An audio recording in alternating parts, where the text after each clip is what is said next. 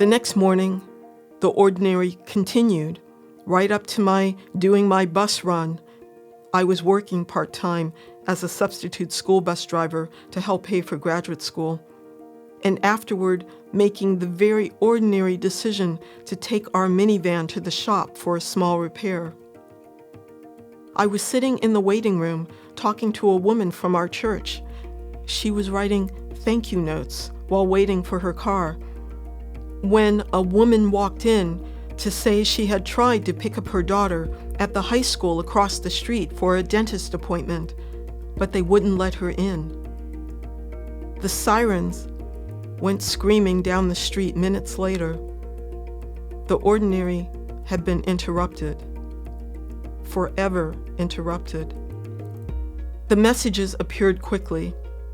Automated emails, text, and voicemail messages from the Newtown School District telling us all the schools were in a lockdown position with no one allowed in or out of the buildings because of a shooting at one of the schools.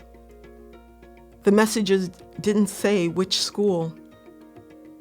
I remember the first breaking news report flashed on the screen of the television in the waiting room.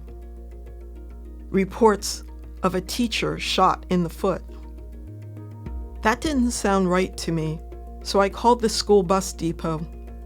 I figured the radio system there had access to the same emergency channels used by the police and ambulances. They would know something real. My supervisor answered the phone.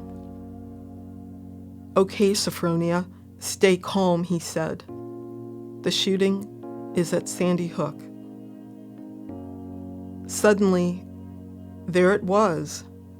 That gaping, soundless void opened up, the same as when I thought I had miscarried when I was pregnant with Tain, the same as when I waited to hear if Theo would pull back from the brink.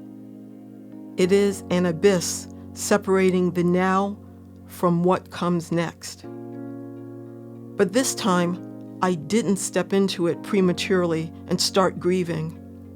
And I didn't stand there voiceless and alone because I had remembered Pastor Kathy's words. That's when you have other people pray for you. I called Pastor Kathy. She already knew what was going on and would soon be on her way to the school. I went home and got there just as Daryl called. He'd heard the news from his principal and was on his way home. I called my oldest brother, Vasi. We said a prayer together and stayed in touch throughout the morning. I turned on the television and heard the reporters spewing casualty numbers that seemed to change every few minutes. I turned it off again. I sat at my computer and sent emails to 3 friends chosen specifically because I trusted their spirituality.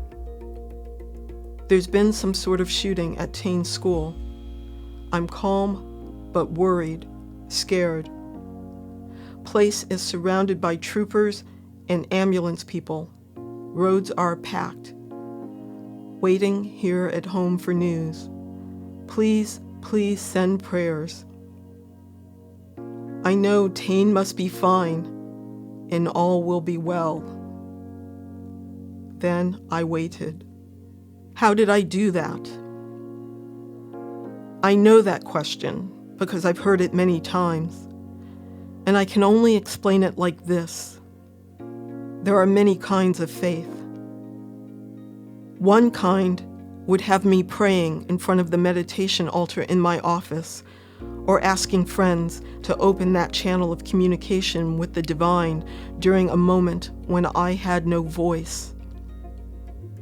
This kind was about faith in life and about the promise I made to Tain before he was born, after grieving for him unnecessarily, thinking he was gone. I made a choice to maintain my faith in his life until somebody told me for certain it was time to do otherwise. That morning, my mind was on living out that promise.